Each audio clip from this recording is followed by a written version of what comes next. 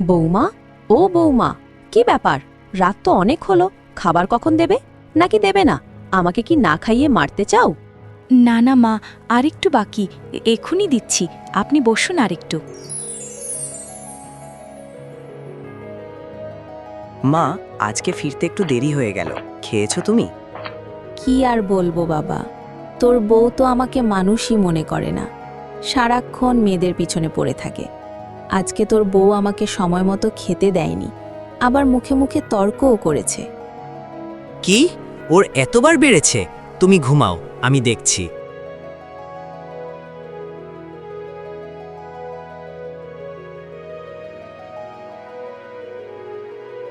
কি সমস্যা তোমার? আজকে আমার মাকে সময় মতো খেতে দাওনি কেন? জানো না মাকে ডাক্তার রাত ৮টার মধ্যে খেতে বলেছে? আসলে মিতার পরীক্ষা, তাই ওকে একটু পড়া দেখিয়ে দিয়ে রান্না করতে করতে দেরি হয়ে গেছিল। তুমি রাগ করো না, এমনটা আর হবে না। মেয়েদের এত পড়িয়ে কি হবে? সেই তো বিয়ে দিয়ে পরের ঘরে পাঠাতে হবে। একখানা ছেলে জন্ম দিতে পারো না, আবার বড় বড় কথা। দোহাই তোমার, এমন কথা বলো না। মেয়েরা আমার কত লক্ষ্মী, পড়াশোনায় খেলাধুলা সব কিছুতেই ভালো করে। দেখো, ওরা আমাদের সবার মুখ উজ্জ্বল করবে। আমরা দুজনে ওদের অনেক দূর অবধি পড়াবো। হো, যত সব ফাও প্যাচাল। মেয়েদের অনেক দূর পড়াবে, নিজে বড় বিদ্বান, মেয়েদের আরও বড় বিদ্বান বানাবে, যত সব।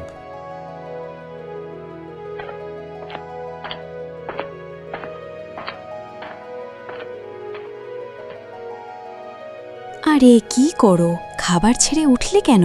খেয়ে যাও, খাবারের উপর রাগ করতে নেই।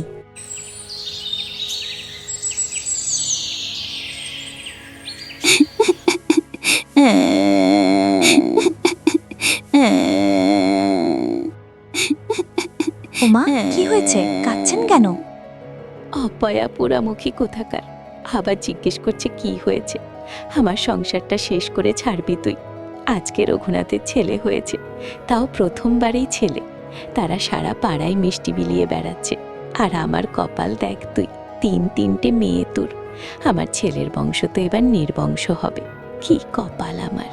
মা, এভাবে বলবেন না। ভগবান যদি ছেলে সন্তান না দেয় তাহলে আমি কি করব মা? মা দেখবেন, ওরাই বড় হয়ে ওর বাবার ব্যবসার হাল ধরবে। ব্যবসার হাল ধরবে? কত বড় বড় কথা! আমার ছেলের কত বড় ব্যবসা, কত বড় বাড়ি! শোনো বৌমা, আমি আমার ছেলেকে আবার বিয়ে দেব। তুমি তো পারলে না একটা পোলার জন্ম দিতে। ঘটককে আজই বলবো মেয়ে দেখতে। আর শোনো বৌমা, তুমি কিন্তু বাড়াবাড়ি করবে না।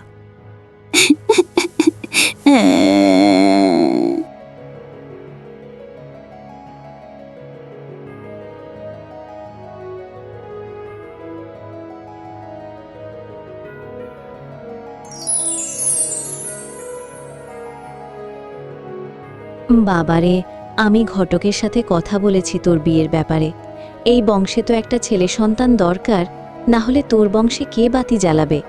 এখন বল, তোর মতামত কি এই ব্যাপারে? তুমি ঠিক বলেছ মা, আমার পুত্র সন্তানের দরকার। না হলে কি হবে আমার বংশের আর আমার এত বড় ব্যবসার? আমি বিয়ে করব, তুমি মেয়ে দেখো মা।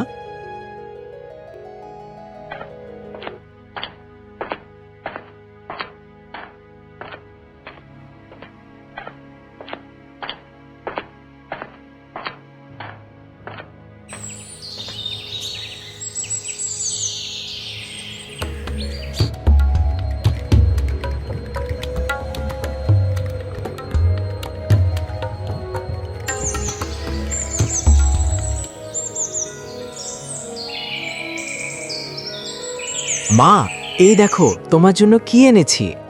নতুন বউ? ভালো করেছো খোকা, এইবার আশা করি আমি তাড়াতাড়ি নাতির মুখ দেখব। তুমি এটা কি করলে? আবার বিয়ে করলে তুমি? আমাদের কথা একবারও ভাবলে না? ফ্যাচ ফ্যাচ করে কাঁদছো কেন? আমি বিয়ে করেছি, ভুল করিনি কিছু। আমার পুত্র সন্তানের দরকার, তাই বিয়ে করেছি। তুমি এটা কিভাবে করতে পারলে? আমাদের এখন কি হবে? কোথায় যাব? কি করে থাকবো আমরা?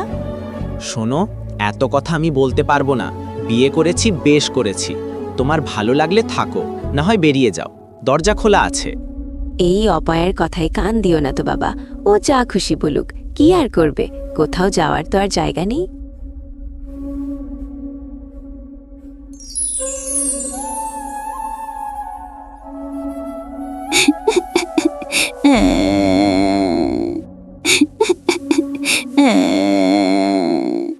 মা, আর কেঁদো না। তুমি কাঁদলে আমাদের ভালো লাগে না। শোনো, সবাই ব্যাগ গোছাও। এখানে আর এক মুহূর্তও নয়। আমরা আজই এই বাড়ি ছাড়ব। এখানে থাকলে আরও অপমানিত হতে হবে।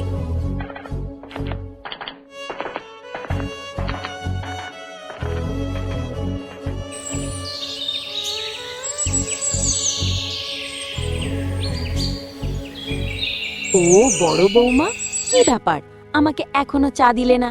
সাপের 5 পা দেখেছো নাকি? আপদ বিদায় হলো নাকি? হলে তো বাঁচি, যাই গিয়ে দেখে আসি।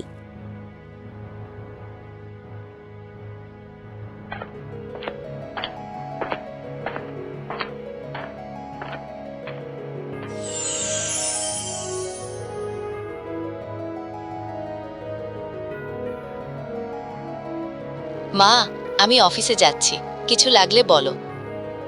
না রে মা, কিছু লাগবে না। তুই তোর বোনদের নিয়ে যা, ওদের স্কুলে ছেড়ে দিয়ে অফিসে যাস, কেমন? আচ্ছা, আমি ওদের নিয়ে যাচ্ছি, তুমি সাবধানে থেকো।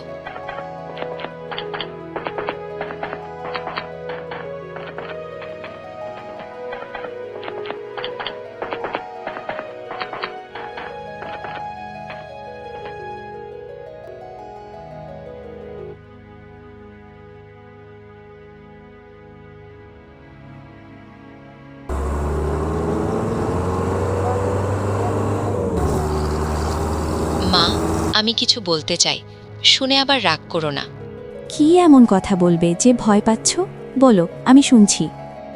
মা, আজকে পথে বাবাকে তার দ্বিতীয় বউ সহ দেখলাম।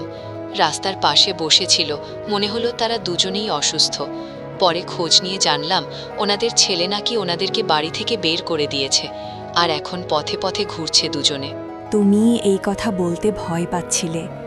শোনো মা, এটা হলো কর্মফল। যে যেরকম কর্ম করবে পরবর্তীতে সেই রকম ফলই পাবে। তোর ঠাম্মি আর বাবা সারা জীবন ছেলে সন্তান করে গেল, কিন্তু শেষ পর্যন্ত কি পেল? ভগবান আমাদের যা দেয় তাই নিয়ে সন্তুষ্ট থাক। আর এখন তো সরকার ছেলে ও মেয়ের সমান অধিকার নিশ্চিত করছে। মেয়েরাও সময় ও সুযোগ পেলে অনেক দূর যেতে পারে। তুই নিজেকেই দেখ, তোর বাপের বাড়ি যদি থাকতাম তোকে কবেই বিয়ে দিতে হতো। আহ মা, পুরনো কথা তুলো না তো। আমরা এখানেই ভালো আছি। তুমি আর বোনরা আমার পৃথিবী, তোমাদের নিয়ে আমি ভালো আছি।